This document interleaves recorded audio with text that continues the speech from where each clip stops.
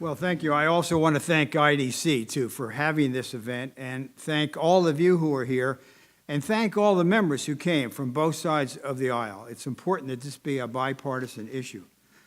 On August 30th, the headline in Christian Today said, "Christianity at risk of dying in Syria, Lebanon, and Iraq," Orthodox Christian leader warns. The Christian population in Iraq has fallen from 1.5 million before the war to 250,000, or some say even less.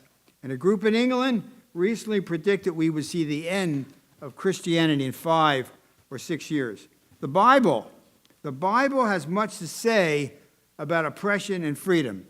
In Luke 4:18 and 19, Jesus is reading from Isaiah in a synagogue in Nazareth, and Jesus said, "The Spirit of the Lord is on me, because he has anointed me to preach good news to the poor. He has sent me to proclaim freedom for the prisoners, recovery of sight for the blind, and to release the oppressed." In Ecclesiastes 4:1, it says, "Again I looked, I saw all the oppression that was taking place under the sun. I saw the tears of the oppressed, and they have no comforter." Power was on the side of the oppressors.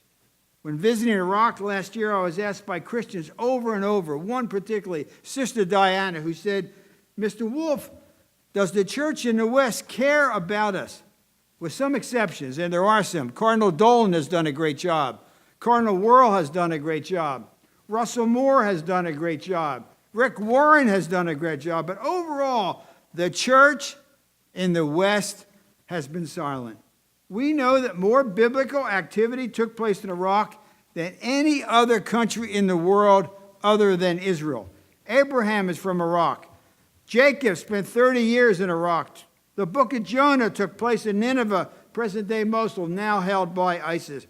The account of Daniel in the lion's den took place in Iraq, and both Daniel and Ezekiel are buried in Iraq.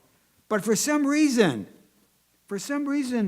the church in America has not been seized with this crisis facing the church in Iraq and Syria, and even for that matter, Egypt.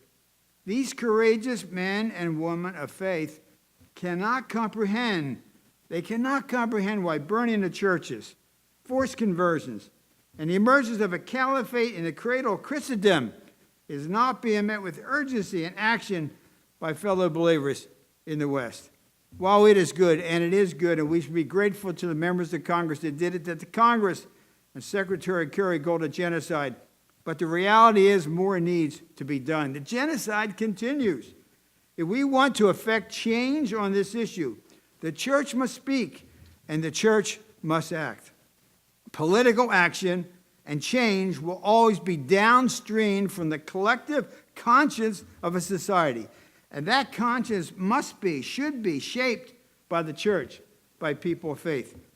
In his letter, and I tell you, you ought to read it, in his letter from a Birmingham jail, Dr. Martin Luther King's call for the church to recapture its sacrificial spirit is a worthy charge for the church today. King admonished the church by stating, he said, "I must honestly reiterate that I've been disappointed with the church." He said, "When I was suddenly catapulted into the leadership of the bus protest in Montgomery, Alabama a few years ago, I felt I would be supported," he said, "by the white church. I felt the white ministers and priests and rabbis of the South would be my strongest allies. Instead," he said, "some have been outright opponents, and all too many have been more cautious than courageous."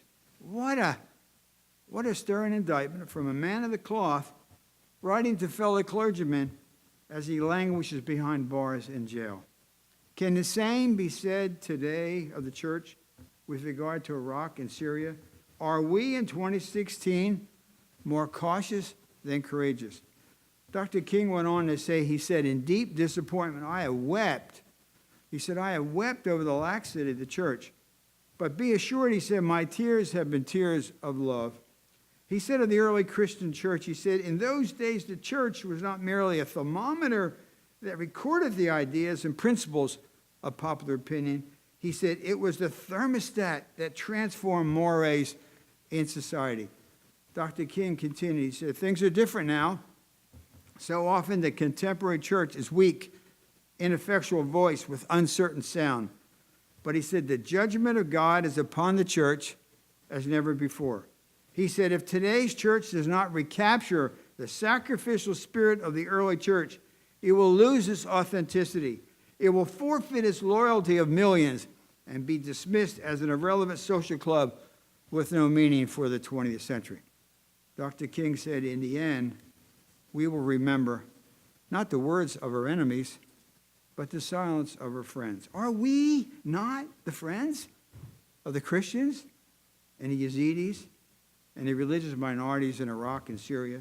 Sure, it was good that the genocide resolution passed in this House, but really, as all the members have said, much more needs to be done. Sure, it was good that Secretary Kerry called it genocide, but little has really been done by our government since, and the number of Christians in the region continues to decline.